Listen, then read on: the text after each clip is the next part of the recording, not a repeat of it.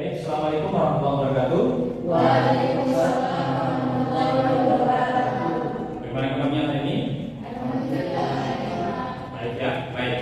Alhamdulillah hari ini kita bertemu kembali dalam pembelajaran kita dalam mata kuliah sejarah peradaban Islam. Kali ini kita akan belajar satu topik yang menarik. Ada yang tahu topik apa? Tidak tahu? Tidak tahu. Oke, kita akan bahas pada kesempatan ini yaitu teori masuknya Islam di Indonesia. Seperti apa dan bagaimana Islam yang datang dari Arab sana itu bisa masuk dan mengislamkan Indonesia yang sangat luas dari Sabah sampai Merauke. Ada yang tahu bagaimana cara masuknya Islam di Indonesia ini? Apakah Islam masuk dengan cara perang atau dengan cara damai? Saya tahu Pak, dengan cara damai. Dengan cara damai. Oke. Pertanyaan berikutnya, mengapa Indonesia ini bisa menjadi sebuah negara dengan pemeluk Muslim terbanyak dan terbesar di dunia? Ada yang tahu? Saya Pak. Oke, silakan. Jadi kenapa Indonesia itu termasuk negara Muslim terbesar di dunia? Karena Indonesia itu terletak di jalur perdagangan antara Timur Tengah dan Asia Pasifik, sehingga Islam itu mudah tersebar karena ada beberapa jalur perdagangan dari jalur-jalur tersebut, sehingga budaya-budaya yang masuk itu mudah diterima oleh Indonesia. Itu. Oke, baik. Terima kasih. Oke, pertanyaan berikutnya tadi ada yang menyebutkan tentang jalur perdagangan. Faktor apa yang menyebabkan Islam tersebar cepat di Nusantara atau di Indonesia ini? Ada yang tahu? Tidak ada? Oke, kalau tidak ada, coba kita nonton satu video berikut. Sebuah video yang menjelaskan mengapa Indonesia menjadi negara Muslim yang terbesar di dunia. Kita nonton ya. Bagaimana Indonesia menjadi negara dengan populasi Muslim terbesar di dunia? Dengan jumlah penduduk mendekati 280 juta jiwa, Indonesia menempati urutan keempat negara dengan populasi terbesar di dunia.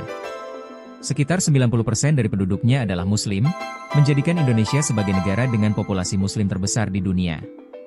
Diperkirakan terdapat sekitar 245 juta Muslim di Indonesia, dengan 99% diantaranya menganut Sunni. Mayoritas Muslim ini tinggal di wilayah-wilayah padat penduduk seperti Pulau Jawa dan Sumatera, yang merupakan dua dari pulau terpadat di dunia.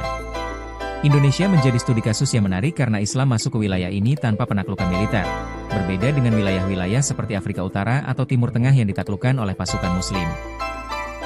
Islam pertama kali diperkenalkan di Indonesia oleh para pedagang dari Timur Tengah dan kemudian menyebar secara organik dari wilayah barat ke timur di seluruh kepulauan Nusantara. Bukti arkeologis berupa artefak Islam menunjukkan keberadaannya sejak awal abad ke-13. Namun, besar kemungkinan bahwa masyarakat Indonesia telah mengenal Islam jauh sebelum itu.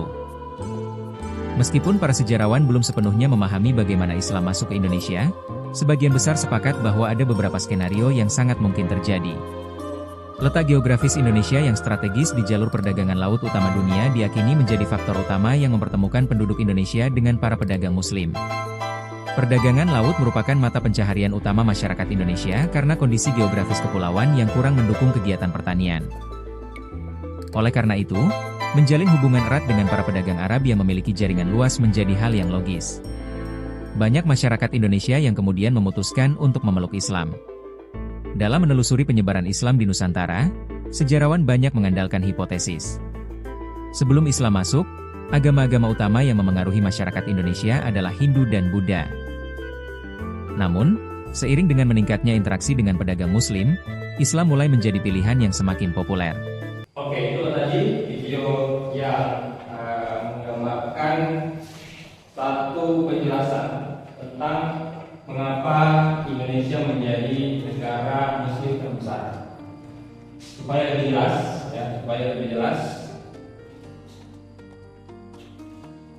kalian akan diberikan kesempatan untuk menjelaskan lewat kelompok yang dibentuk sebelumnya. Silakan kelompok siapa? Wardi dengan Mulika ya?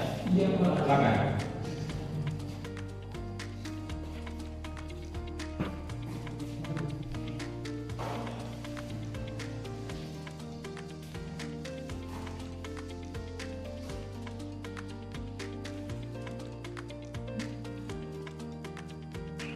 Oke, nah, sudah siap? Siap, Pak. Oke, presentasinya 15 menit. Tanya jawab juga 15 menit ya. Silakan di. Bismillahirrahmanirrahim. Assalamualaikum warahmatullahi wabarakatuh. Waalaikumsalam warahmatullahi wabarakatuh. Alhamdulillahirabbil alamin. Allahumma shalli ala sayyidina Muhammadin wa ala ali Muhammad.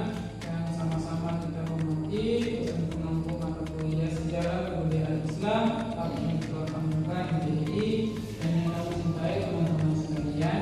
Jadi kami selaku kelompok 9 akan mempresentasikan judul makalah yang berjudul Masuknya Islam di Nusantara dan Perkembangan Kerajaan Islam di Nusantara.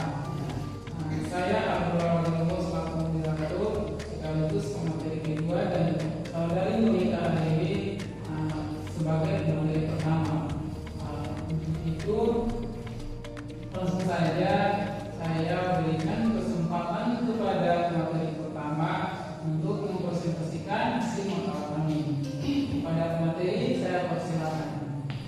Ya, bismillah, terima kasih kepada moderator yang mempersilahkan saya.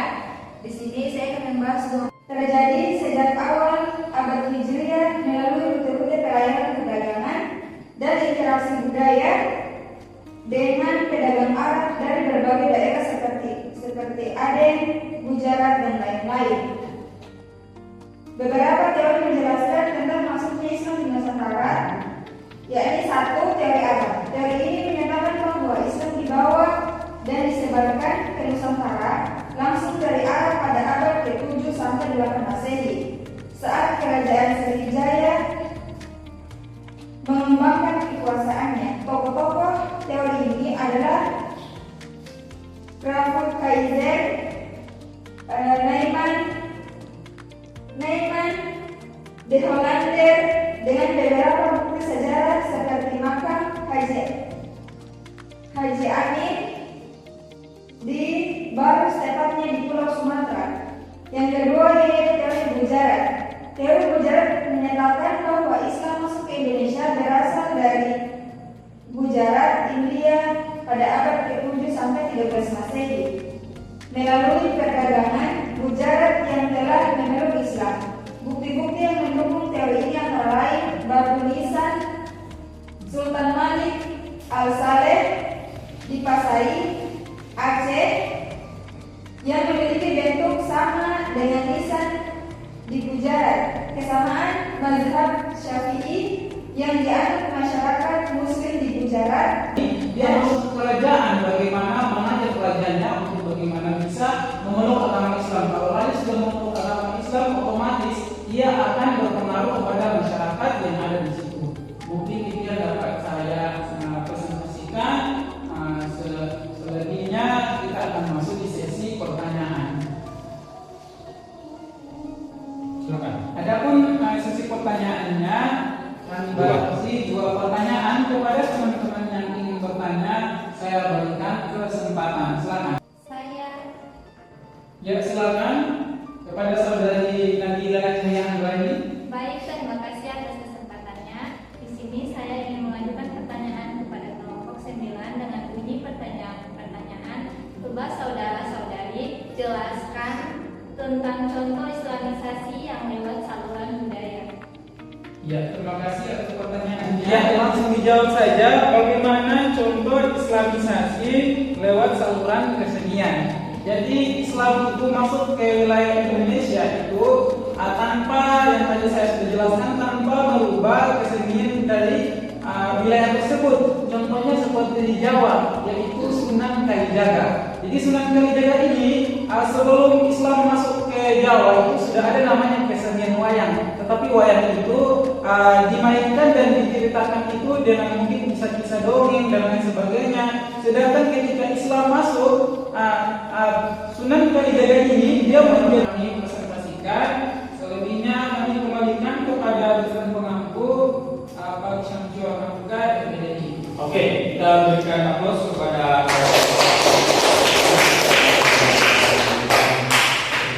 silakan kembali ke peta persebaran atau peta jalur masuknya Islam di Indonesia. Jalur yang pertama yang kita lihat tadi ada beberapa teori yang menjelaskannya. Ada teori apa tadi? Teori alam. Ada teori apa lagi? Teori udara. Ada teori Persia. Teori Turki. Ada lagi yang menjelaskan teori Turki. Nah, semua teori-teori itu jalurnya adalah mengarah atau dari Timur Tengah, ada yang dari Asia sana. Jadi ada yang dari Gujarat atau India. Itu semuanya akan masuk ke sini. Ya. Di ujung paling apanya ini? Paling apa?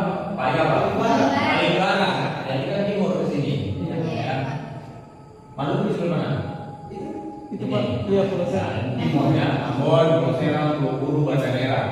Jadi yang paling pertama memeluk Islam atau yang paling pertama bersentuhan dengan ajaran Islam itu adalah negara yang kalau lokasinya paling barat dari wilayah paling barat negara kita. Ya. Maka disinilah paling pertama Aceh, ya yang paling pertama kemudian menerima ajaran Islam itu. Ya, tadi disebutkan tadi ada jalur perdagangan. Ya, kenapa Indonesia bisa memeluk ajaran Islam? Salah satu jalurnya adalah lewat jalur perdagangan. Jadi perdagangan itu orang-orang pedagang yang datang dari India, yang datang dari Persia, yang datang dari Arab, itu mereka selain membawa komoditas jualan, ya komoditas untuk mereka perdagangkan, mereka pertukarkan dengan ceki dan pala. Ada yang membawa kertas dan sutra, kertas dan sutra dari Cina ditukar dengan misalnya ceki dan pala, ya dari Nusantara, dari Indonesia. Semuanya masyarakat keluarganya mereka mau punya keturunan juga, mau menikah, mereka menikahlah dengan orang lokal yang bukan Islam. Ya. Orang lokal pun tidak. Ya mau lah, kenapa ini crazy rich ini, ya orang kaya ini. Dia datang bawa apa? Bawa kapal isinya komoditasnya, ya. Mereka datang dengan itu mungkin kalau sekarang harganya 4 miliar kan?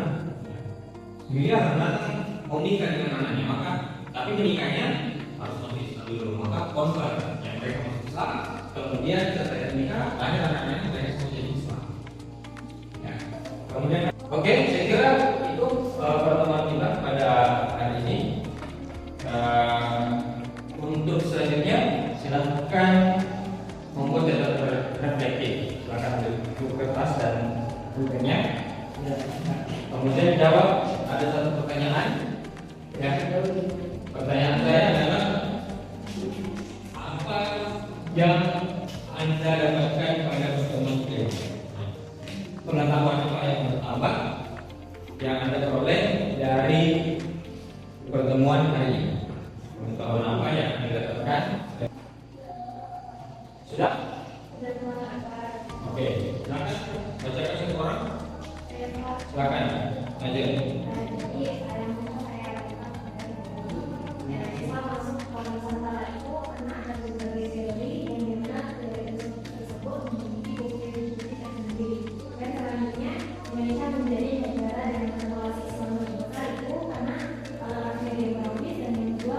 Pedagang dan ulama, 3 adanya kebudayaan lokal, 4 kerajaan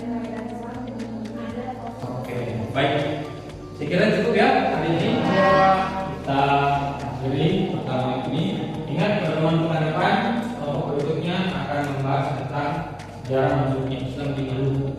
Jadi kalau tadi kita bahas Indonesia secara umum, nah bagaimana proses masuknya Islam di Maluku ini kita akan bahas pada pertemuan ke depan oleh kelompok 6 ya.